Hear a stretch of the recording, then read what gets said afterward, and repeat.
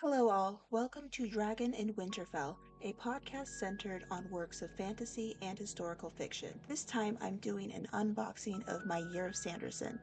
For those of you who aren't familiar with what that event is, Year of Sanderson was a Kickstarter campaign Brandon Sanderson created to publish the 4 secret project books that he wrote during the pandemic. Part of this Kickstarter included not only the 4 novels in physical and digital formats, but the Kickstarter also had the option to include themed swag boxes.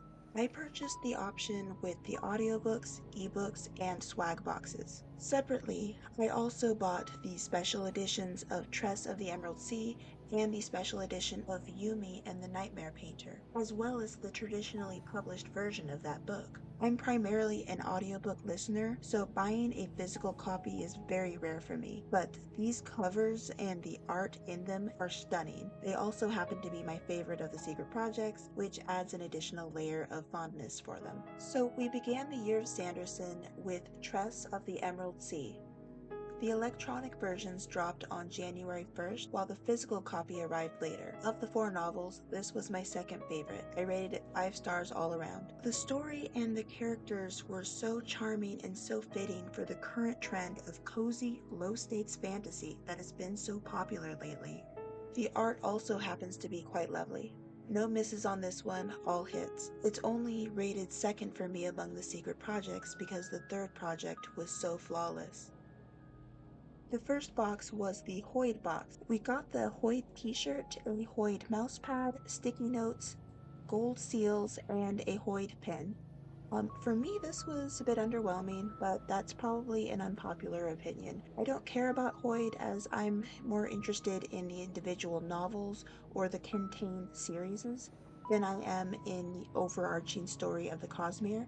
So fan-centric content for him, for me, was just meh. That box was followed up by the Cytoverse box. Sanderson calls it Cytoverse, but I still think of it as the Skyward series. This one was a vast improvement for me, not just because I'm actually invested in Skyward, but because the content was better in my opinion. So with this one we got a model of Mbot, a Doomslug Go Fish card game, a Doomslug silicone mold, and a character pin for Steris from the second era of Mistborn. The Steris pin was a really happy surprise. The second era of Mistborn was mostly a miss for me. Steris was the shining light in those books, despite only being a supporting character. So I'm glad she was randomly included in the Skyward box. Also, Mbot is magnificent. In April, we got Secret Project number 2, the Frugal Wizard's Handbook for Surviving Medieval England. I already did a full spoiler review on this one, where I droned on and on about what I loved about this book. It wasn't an absolute favorite, but I feel that it deserved a lot more love than it was getting. For me, this was the third best of the secret projects. Next came the Mistborn box, which was my favorite of all the boxes. That series is still near the very top of my list when it comes to the Sanderson works. This one came with gorgeous bookends that gave such a cool silhouette of Vin and Luthadel, a reversible Sunni pup, a sticker pack, and a pin of wax from the second era of Mistborn. I can't say enough good things about those bookends. They capture the dark and mystical tone of that series so well. I even like that a wax pin was included so it could be paired with the Steris pin. The June box was for Elantris and Emperor's Soul. This came with wax and ink seals inspired by Emperor's Soul, a bandage tin, Aeon magnets, and a character pin for Raoden. The Emperor's Soul inspired seals are the coolest part of this box and definitely fitting, but I'm not sure I'll ever use them. So July brought us the third secret project, Yumi and the Nightmare Painter. This was my ultimate favorite of the projects. I grew up playing Final Fantasy X and X-2, so this work being loosely inspired by a video game I'm very nostalgic for really hit with me. At the same time that the book drew clear parallels from Final Fantasy X, Sanderson didn't come close to being derivative.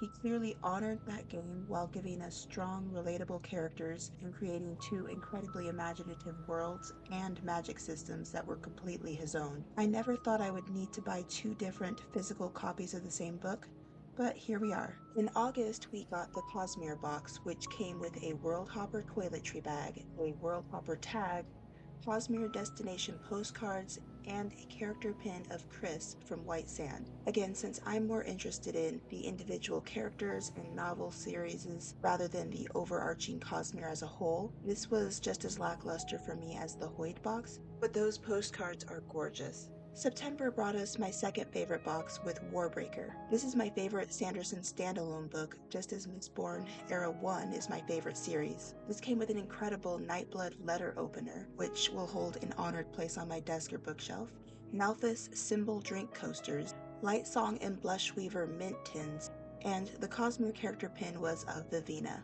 who's one of my top 3 most adored Sanderson characters. Secret Project 4, The Sunlit Man, arrived in October. I rated this one 4 stars on Storygraph and on Goodreads. I enjoyed it. It was a very fun read, but I can't remember it particularly well, which suggests that it might have actually been a 3-star for me, or maybe even a 2.5, but the art was beautiful.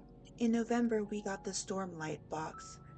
This box was wasted on me, to be honest. I haven't read the Stormlight Archive yet, but it came with the Bridge 4 designer satchel, an Oathbringer bottle opener, air fresheners, a miniature of Taln, and the character pin was of Sile. I'm sure I'll really appreciate this box once I complete the series. The final box was fittingly dedicated to Brandon Sanderson himself.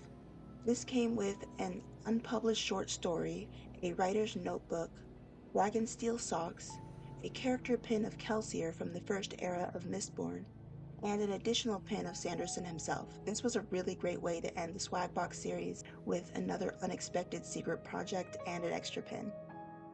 While I would probably never sign up for something like this again, I really did enjoy the experience of getting a new box or a new book every month for a year and being surprised alongside the rest of the fandom with what was inside. If I were to go back, I would probably just sign up for the audiobooks and wait to see what was in the swag boxes before deciding whether or not to buy any of them. Then the only ones I might have considered purchasing would have been the Mistborn, Skyward, or Warbreaker boxes. Along with that, I still would have gotten the physical copies that I ended up purchasing. But what do you all think of the Year of Sanderson? What was your ranking of the novels? If you've done subscription boxes before, how did this one compare? Let me know down in the comments below, and please subscribe to the channel if you like what you're seeing. See you in the next one.